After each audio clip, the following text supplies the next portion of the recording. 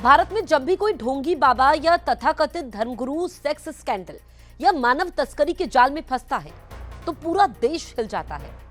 हाल ही में स्वामी चैतन्यानंद सरस्वती का मामला सामने आया, जिसमें उन पर न सिर्फ यौन शोषण बल्कि लड़कियों को वेश्यावृत्ति और मानव तस्करी में धकेलने के गंभीर आरोप लगे हैं।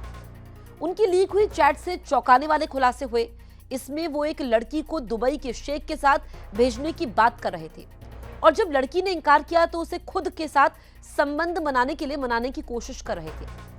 अब सवाल उठता है, अगर ये आरोप साबित होते हैं तो ऐसे अपराधों के लिए कानून क्या कहता है? किसी लड़की को खरीदने, बेचने या वेश्यावृत्ति में धकेलने की सजा कितनी हो सकती है? आज इस वीडियो में हम इसी पर विस्तार से चर्चा करेंगे। जानेंगे भारतीय न्याय संहिता 2023 बीएनएस के नए प्रावधान, मानव तस्करी और वेश्यावृत्ति के कानून और ऐसे ढोंगी बाबाओं के पिछले मामलों की सच्चाई। चैतन्यानंद सरस्वती को एक धार्मिक और आध्यात्मिक गुरु के रूप में जाना जाता था। उनके आश्रम में हजारों भक्त आते थे, लेकिन जैसे जैसे उनकी चैट्स और गतिविधियों का सच सामने आने लगा, वैसे वैसे उनका दूसरा चेहरा उजागर हुआ।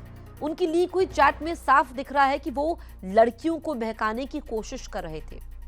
शेख के साथ रहोगी तो पैसा और सुख मिलेगा जैसी बातें, लड़की ने मना किया तो फिर मेरे साथ रहो का दबाव। ये पैटर्न केवल एक लड़की के साथ नहीं बल्कि कई और लड़कियों के साथ भी हो सकता है। फिलहाल पुलिस ने उनके खिलाफ बीएनएस की धारा 75, 79 और 351 में केस दर्ज किया है। धारा 75 छात्राओं का यौन उत्पीड़न, धारा 79 छेड़छाड़ और अश्लील आचरण, धारा 351 धमकी और धोखाधड़ी। लेकिन ये सिर्फ शुरुआत है। अगर जांच में मानव तस्करी और वेश्यावृत्ति की पुष्टि होती है तो मामला और भी गंभीर हो जाएगा। भारत ने 2023 में आपराधिक कानूनों में बड़े बदलाव किए। इसमें भारतीय दंड संहिता आईपीसी को रिप्लेस करके भारतीय न्याय संहिता यानी कि बीएनएस लागू की गई। धारा 99, किसी लड़की बच्ची को वेश्यावृत्ति के लिए खरीदने, बेचने या धकेलने पर सजा 3 साल से 14 साल तक हो सकती है। साथ ही जुर्माना भी लगाया जाता है। धारा 103 की अगर बात करें तो मानव तस्करी के लिए कठोर प्रावधान किए गए हैं। अगर कोई महिला या बच्ची को झूठे लालच, दबाव या धोखे से किसी और के पास भेजता है तो उसे गंभीर अपराध माना जाएगा। सजा 7 साल से लेकर उम्र कैद तक। धारा 75(2), 79, 351(2) छात्राओं और नाबालिग लड़कियों के साथ यौन उत्पीड़न, अश्लील हरकत, धमकी और धोखा, इन सब के लिए अलग अलग 3 से 7 साल तक की सजा का प्रावधान है।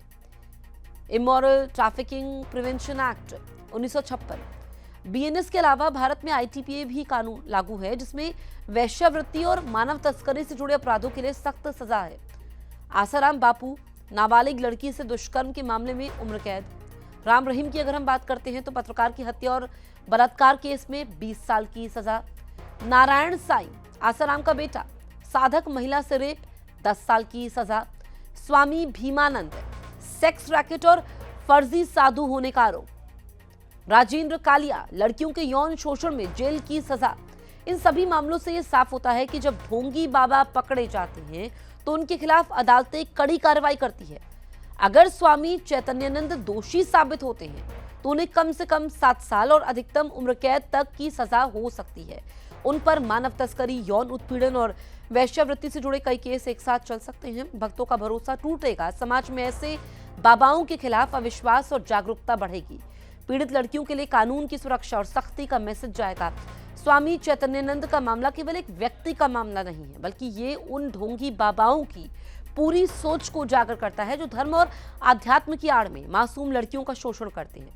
भारतीय न्याय संहिता 2023 ने ऐसे अपराधों के खिलाफ सख्त प्रावधान दिए हैं। किसी लड़की को खरीदना, बेचना या वेश्यावृत्ति में धकेलना अब हल्की गलती नहीं, बल्कि ऐसा अपराध है जिसमें 3 साल से लेकर उम्र कैद तक की सजा हो सकती है। अब देखना यह है कि पुलिस और अदालतें इस केस को किस तरीके से आगे बढ़ाती हैं और क्या सच में चैतन्यानंद जैसे लोगों को कानून के शिकंजे में फंसाकर जेल की हवा खिलाई जाएगी।